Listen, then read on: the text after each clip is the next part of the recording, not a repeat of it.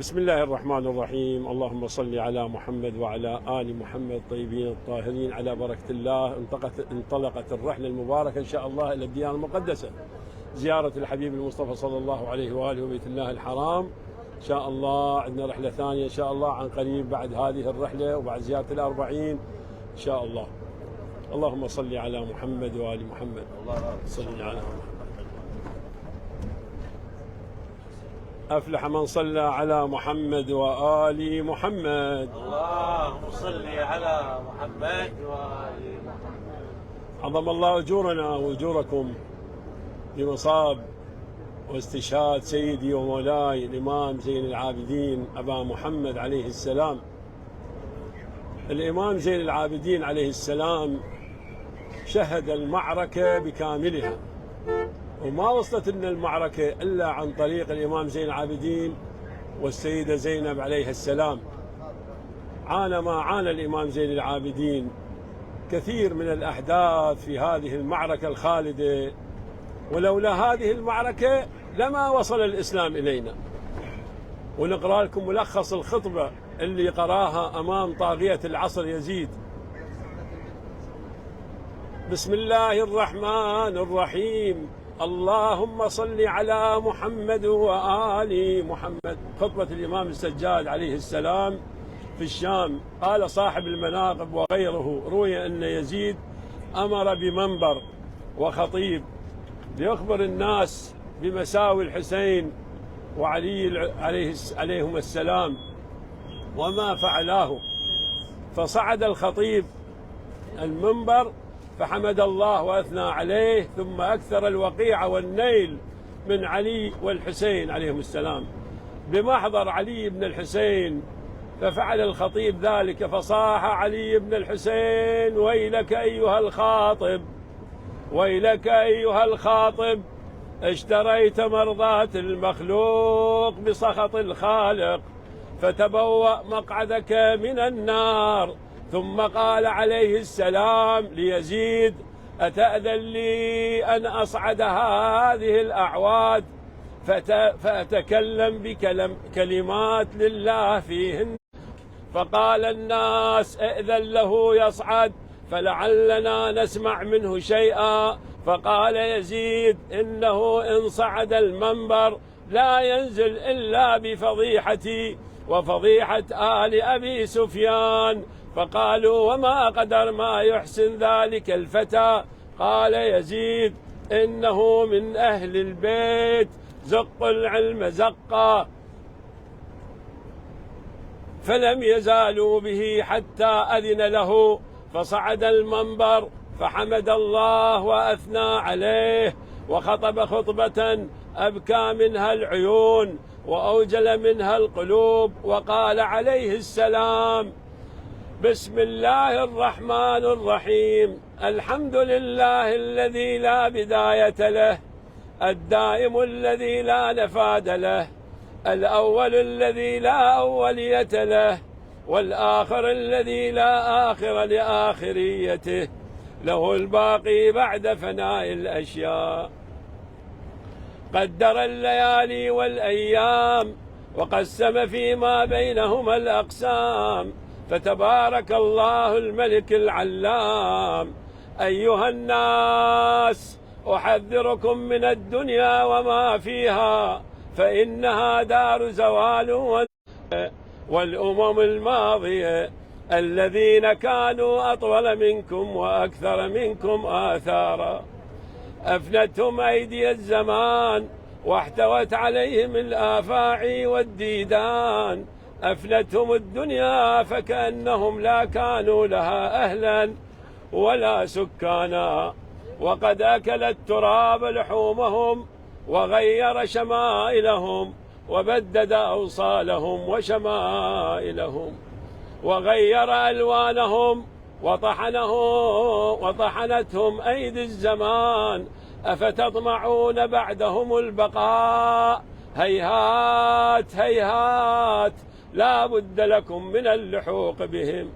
فتداركوا ما بقي من أعماركم بصالح الأعمال، وكأني بكم وقد نقلتم من قصوركم إلى قبوركم، فرقين غير مسرورين. فكم والله من قريح قد استكملت عليه الحسرات، حيث لا يقال نادم ولا يغاث ظالم، وقد وجدوا ما أسلفوا وأحضروا ما تزودوا. ولا يظلم ربك أحدا، فهم في منازل البلوى همود، وفي عساكر الموتى خمود، ينتظرون صيحة القيامة وحلول يوم الطامة، ليجزي الذين أساءوا بما عملوا ويجزي الذين أحسنوا بالحسنى. أيها الناس، أعطينا 6 وفضلنا ب7، أعطينا العلم والحلم والسماحة والفصاحة والشجاعة والمحبة في قلوب المؤمنين، وفضلنا بأن منا النبي المختار محمدا صلى الله عليه وآله وسلم، ومنا الصديق علي بن أبي طالب عليه السلام، ومنا الطيار، ومنا أسد الله وأسد الرسول، ومنا سيدة نساء العالمين فاطمة البتول، ومنا صبطة هذه الأمة وسيدا شباب أهل الجنة. فمن عرفني فقد عرفني، ومن لم يعرفني أنبأته بحسبي ونسبي. أنا ابن مكة ومنى، أنا ابن زمزم والصفا، أنا ابن من حمل الركن بأطراف الردى، أنا ابن خير من اتزر وارتدى، أنا ابن من خير انتعل واحتفى، أنا ابن خير من طاف وسعى، أنا ابن خير من حج ولبى، أنا ابن من حمل البراق في الهواء، أنا ابن من أسري به من المسجد الحرام إلى المسجد الأقصى، أنا ابن من بلغ به جبرائيل سدرة المنتهى، أنا ابن من دنا فتدلى فكان قاب قوسين أو أدنى، أنا ابن من صلى بملائكة السماء مثنى مثنى، أنا ابن من أوحى إليه الجليل ما أوحى، أنا ابن محمد المصطفى، أنا ابن علي المرتضى، أنا ابن من ضرب خراطيم الخلق حتى قالوا لا إله إلا الله، أنا ابن من ضرب بين يدي رسول الله بسيفين وطعن بطعنتين وبرمحين، وهاجر الهجرتين وبايع البيعتين، وقاتل ببدر وأحد وحنين، ولم يكفر بالله طرفة عين. أنا ابن صالح المؤمنين ووارث النبيين وقاطع الملحدين ويعسوب المسلمين ونور المجاهدين وتاج البكائين وزين العابدين وأصبر الصابرين وأفضل القائمين من آل طه وياسين رسول رب العالمين.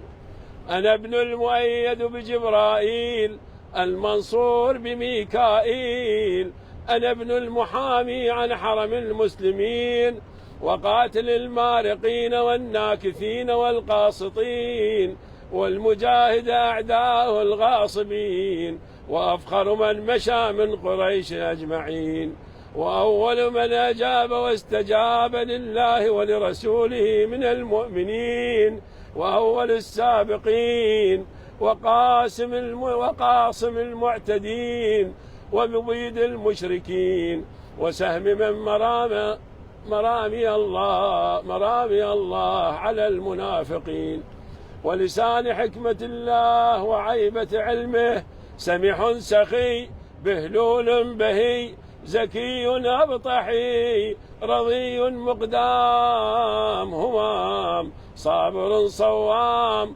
مهذب قوام، قاطع الأصلاب ومفرق الأحزاب، أربطهم عنانا وأثبتهم جنانا وأمضاهم عزيمة وأشدهم شكيمة، أسد باسل يطحنهم في الحروب إذا ازدلفت الأسنة وقربت الأعنة، يطحن الرحى ويذرهم فيهم ذرو الريح الهشيم. ليث الحجاز وكبش العراق مكي مدني خيفي عقبي بدري أحدي مهاجري من العرب سيدها ومن الوغى ليثها وارث المشعرين وأبو الصبطين الحسن والحسين ذاك جدي أمير المؤمنين علي بن أبي طالب. أنا ابن عديمات العيوب أنا ابن نقيات الجيوب أنا ابن خديجة الكبرى أنا ابن فاطمة الزهراء أنا ابن سيدة النساء أنا ابن المقتول ظلما أنا ابن محزوز الرأس من القفا أنا ابن العطشان حتى قضى أنا ابن طريح كربلاء أنا ابن مسلوب العمامة والرداء أنا ابن من بكت عليه ملائكة السماء أنا ابن من ناحت عليه الجن في الأرض والطير في الهواء.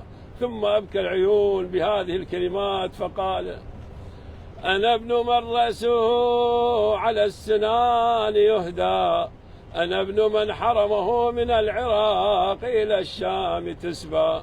فلم يزل يقول أنا حتى ضج الناس بالبكاء والنحيب وخشي يزيد من وقوع الفتنة فقال المؤذن أذن ليقطع عليه كلامه. فلما قال المؤذن الله أكبر قال الإمام زين العابدين لا شيء أكبر من الله كبرت كبيرا لا يقاس. وقال لما قال المؤذن أشهد أن لا إله إلا الله قال الإمام عليه السلام شهد به شعري وبشري وعظمي ولحمي ودمي ومخي. ولما قال المؤذن أشهد أن محمدا رسول الله التفت إلى يزيد وهو بعد على المنبر قائلا يا يزيد محمد هذا جدي أم جدك؟ فإن زعمت أنه جدك فقد كذبت وكفرت وإن قلت أنه جدي فلم قتلت عترته. ثم نزل الإمام زين العابدين من المنبر وقد تفرق من كان في المسجد والتفوا حول الإمام السجاد.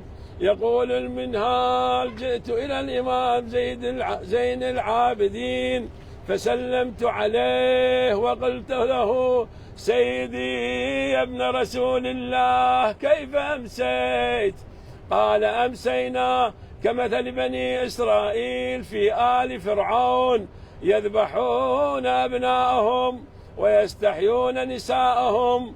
أمست العرب تفتخر على العجم بأن محمدا منها وأمست قريش تفتخر على سائر القبائل بأن محمدا منها وأمسينا أهل بيته مقتولين مشردين فإنا لله وإنا إليه راجعون. يقول المنهال وبينما أكلمه ويكلمني إذ خرجت امرأة خلفه وهي تقول إلى أين يا نعم الخلف؟ فتركني وأسرع إليها فسألت عنها فقيل هذه عمته زينب ولقد خشي يزيد وقوع الفتنة وانقلاب الأمر عجل بهم إلى كربلاء.